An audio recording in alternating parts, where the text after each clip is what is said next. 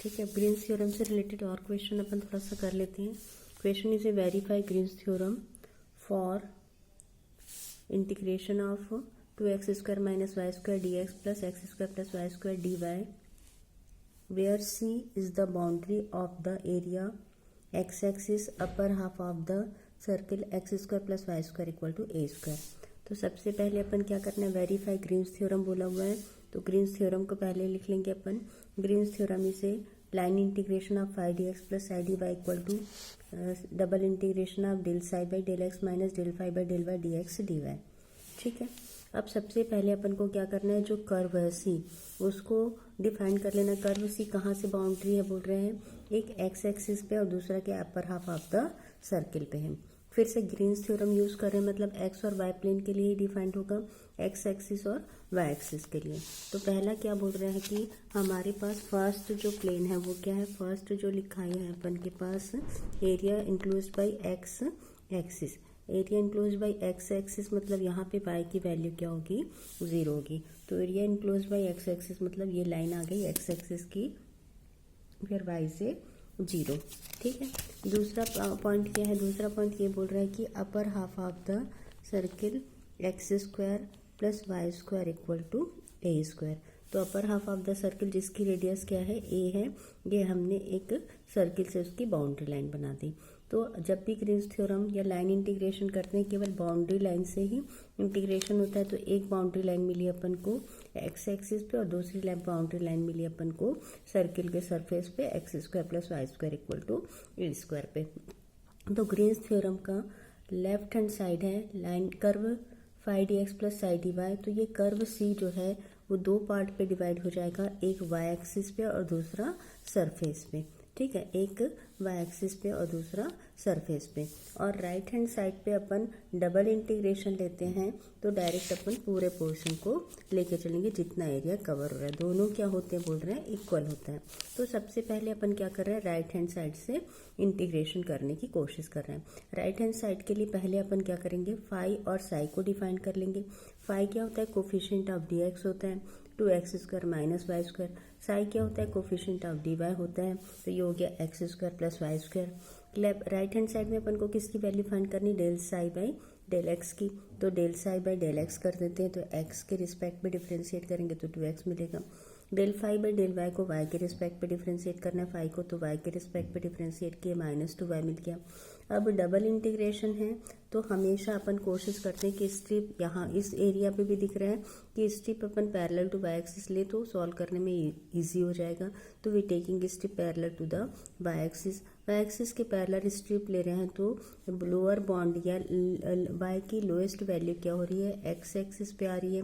तो वाई की value start कहाँ से हो रही है, वाई इक्वल टू 0 पे स्टार्ट हो रही है। और वाई की वैल्यू क्लोज कहाँ पे हो रही है, कहाँ पे टच कर रही है, अपर स्ट्रिप फाइंड कर रहे हैं। तो अपर पॉइंट किस पॉइंट पे, किस सरफेस पे है, x² plus y² equal to a² पे। तो y की वैल्यू क्या होगी, √a² माइनस x²। तो y की लिमिट कहाँ से स्टार्ट हो रही है, 0 से, एंड कहाँ पे हो रही है, √a² माइनस x² पे। अब इस x एक्सिस को देखना, x एक्सिस पे पूरा ये रेडियस पूरा सरफेस ऑफ एक्स एक्सिस देखना, एक्स की लिमिट कहाँ से कहाँ चल रही है, ये सर्किल का फॉर्म है। नेगेटिव साइड पे एक्स की वैल्यू माइनस से होगी, पॉजिटिव पॉइंट पे एक्स की वैल्यू प्लस से होगी, मतलब एक्स की लिमिट डिफाइंड होगी -a टू +a। तो डबल इंटीग्रेशन है, आउटर लिमिट हमेशा कांस्टेंट होता है, इनर लिमिट फंक्शन का फॉर्म होता है। आउटर लिमिट एक्स का होगा, इनर लिमिट वाई का होगा। तो हमने इस इंटीग्रेशन को लिख लिया। इनर आउटर लिमिट क्या हुआ, -a to +a। Inner limit क्या हुआ हमारे पास, 0 टू √a² माइनस x²। अब अपन वैल्यू पुट कर सकते हैं, del psi by del x की वैल्यू क्या है, 2x। Del phi by del y की वैल्यू क्या है, -2y। तो वैल्यू पुट किए तो 2x plus 2y dy dx हो गया। फर्स्ट किसके रिस्पेक्ट पे डिफरेंशिएट करना है, वाई के, इंटीग्रेट करना है वाई के रिस्पेक्ट पे। तो ये हो गया 2x² plus y² by 2 cancel out हुआ, इस फॉर्म पे हो गया। अब अपन क्या करेंगे, लिमिट पुट करेंगे, upper limit minus lower limit 0 है तो पूरा टर्म 0 हो जाएगा। अपर लिमिट पे बस फंक्शन यहाँ पे डिफाइंड होगा। अब यहाँ पे देखना, ये फंक्शन वैल्यू पुट करने के बाद फिर से लिमिट को चेक करना, लिमिट क्या है, एक्स की -a टू +a है।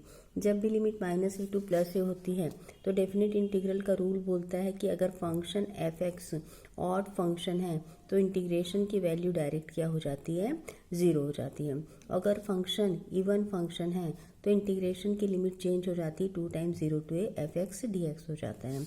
तो उसी फॉर्म को अपन को चेक करना है।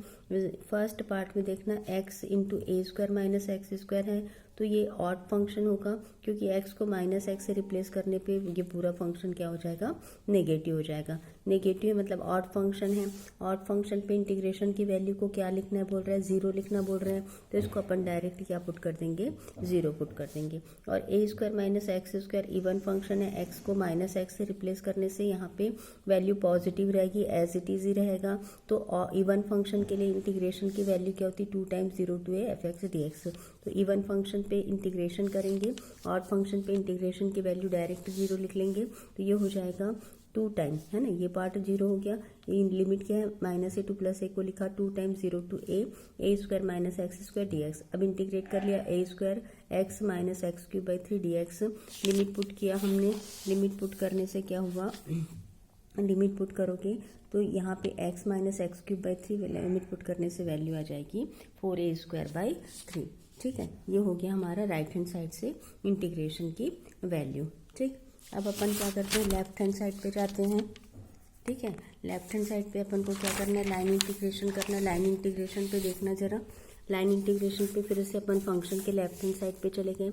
लेफ्ट हैंड साइड किस तरीके से डिफाइंड है, phi D x plus psi D y से डिफाइंड है। फाई की वैल्यू क्या है, 2x स्क्वायर माइनस वाई स्क्वायर है। साई की वैल्यू क्या है, x square plus Y square है। एरिया कैसे बाउंडेड है, x equal to x axis y equal to 0 से, और एरिया कैसे बाउंडेड है, surface of the circle means x square plus Y square equal to A square. तो first curve हुआ C1 जहाँ पे y इक्वल टू 0, दूसरा कर्व हुआ C2 जहाँ y की वैल्यू क्या है, जहाँ y की वैल्यू क्या है, जहाँ पे C2 की वैल्यू क्या है, x square plus Y square equal to A square. तो total integration, line integration 2 part पे डिवाइड हो गया, एक एक्स एक्सिस पे और एक सरफेस ऑफ द सर्किल पे। तो C1 अपन लेके चल रहे हैं एक्स एक्सिस पे, एक्स एक्सिस पे C1 मतलब y की वैल्यू 0, जब y की वैल्यू 0 तो dy भी 0 हो जाएगा, तो ये फाई वाला पार्ट पूरा क्या हो जाएगा, 0 हो जाएगा। और फाई की वैल्यू क्या है, 2x स्क्वायर माइनस वाई स्क्वायर है, ये भी 0 हो जाएगा। बचेगा क्या, 2x स्क्वायर dx। अब यहाँ से फिर से लिमिट ऑफ x अगर अपन लेके चलें तो लिमिट ऑफ x हो रहा है minus A to plus a, है ना, लिमिट ऑफ x हो रहा है minus A to plus a. तो यहाँ से हो गया x square minus Y square की वैल्यू हो गई 2x square, y equal to 0 तो x square, D y equal to 0 मतलब ये पूरा पोर्शन 0। लिमिट ऑफ x हो गया minus A to plus A. Integration की वैल्यू पुट करें minus A to plus A 2x square D x. Definite integral का rule से भी सॉल्व कर सकते हो या फिर डायरेक्ट इंटीग्रेट करोगे तो भी अपन को आंसर 4a क्यूब बाई 3 मिलेगा। ये किसका आंसर हुआ, नीचे जो x एक्सिस है उसका। अब अपन को ऊपर पाथ का निकालना है, ऊपर पाथ के निकालने के लिए C2 कर्व लेके चलेंगे। C2 कर्व के लिए अपन क्या करेंगे, y को x के फॉर्म पे या x को y के फॉर्म पे कन्वर्ट कर सकते हैं, तो अपन क्या करेंगे, y को x के फॉर्म पे कन्वर्ट करेंगे और y स्क्वायर को रिप्लेस करेंगे A square minus X square से, या X square plus Y square को रिप्लेस करेंगे ए से, तो वाई की वैल्यू हो जाएगी root over A square minus X square. D Y की वैल्यू इसको डिफ्रेंशिएट करेंगे तो 1/2 root over A square minus X square. A square का differentiation 0 minus 2x D X का फॉर्म, तो वैल्यू क्या बचेगी, minus X upon root over A square minus X square D X. पूरे टर्म्स को x की लिमिट पे change कर रहे हैं, और x की लिमिट कहाँ से कहाँ वेरी करेगी, a टू a डैश जाएगी, मतलब x की लिमिट स्टार्ट हो रही है a से और एंड कहाँ हो रहा है, माइनस a पे। x की लिमिट स्टार्ट हो रही है, x की लिमिट स्टार्ट हो रही है a टू माइनस a। अब फिर से फाई क्या है हमारे पास, फाई है हमारे पास 2x स्क्वायर minus Y square D X, psi हमारे पास X square plus Y square D Y. अब यहाँ पे X square plus Y square की वैल्यू क्या पुट करेंगे, अपन बोल रहे हैं ए स्क्वायर, डी वाई की वैल्यू क्या हो गई, माइनस डी वाई की वैल्यू क्या हो गई, minus X upon root over A square minus X square D X. और फर्स्ट पार्ट पे वाई स्क्वायर की वैल्यू क्या पुट करेंगे, बोल रहे हैं वाई स्क्वायर की वैल्यू पुट करेंगे A square minus X square. तो यहाँ से देखना एक phi D x plus psi D Y limit क्या पुट करना है, ए टू माइनस ए, तो first part minus A to plus A, phi D X five 3x² minus A square होगा। देखो 5 की value 2x² minus Y square होगा A square minus X square 3x² minus A square. अब यहाँ पे मैंने minus sign इसलिए लिख दिया है क्योंकि जब पॉजिटिव टू नेगेटिव लिमिट जाती है तो उसको माइनस करने से नेगेटिव टू पॉजिटिव लिमिट पे चेंज हो जाता है। लिमिट का ऑर्डर चेंज करने के लिए मैंने सामने माइनस साइन को यूज़ किया है। ठीक है, अब वैल्यू पुट कर दिया 3x² minus A square dx minus यहाँ पे देखना X square plus Y square अपन क्या पुट कर रहे हैं ए स्क्वायर और डी वाई की वैल्यू क्या पुट कर रहे हैं minus X upon root over A square minus X square D X. फिर से यहाँ पे डेफिनेट इंटीग्रल का रूल लागू होगा। डेफिनेट इंटीग्रल से रूल से फर्स्ट पार्ट क्या है इवन फंक्शन है तो उसको इंटीग्रेट करने से 2 टाइम ले लेंगे। सेकंड पार्ट क्या है एक्स के फॉर्म में मतलब ऑड फंक्शन है। सेकंड पार्ट का कंप्लीट इंटीग्रेशन क्या हो जाएगा 0, तो केवल फर्स्ट पार्ट बचेगा। फर्स्ट पार्ट को इंटीग्रेट करना विद रिस्पेक्ट टू एक्स और लिमिट क्या हमारे पास 0 टू a, तो वैल्यू हो जाएगी -2 एक्स का इंटीग्रेशन होगा x³ 3 cancel out minus A square x. Limit put कर देंगे लोअर लिमिट पे सारी वैल्यू 0, अपर लिमिट पे a³ माइनस a³ वैल्यू 0, तो यहाँ से c2 की वैल्यू 0 हो गई। तो कंप्लीट इंटीग्रेशन की वैल्यू क्या हो गई 4a³ 3। तो right hand side equal to left hand side. Thank you very much.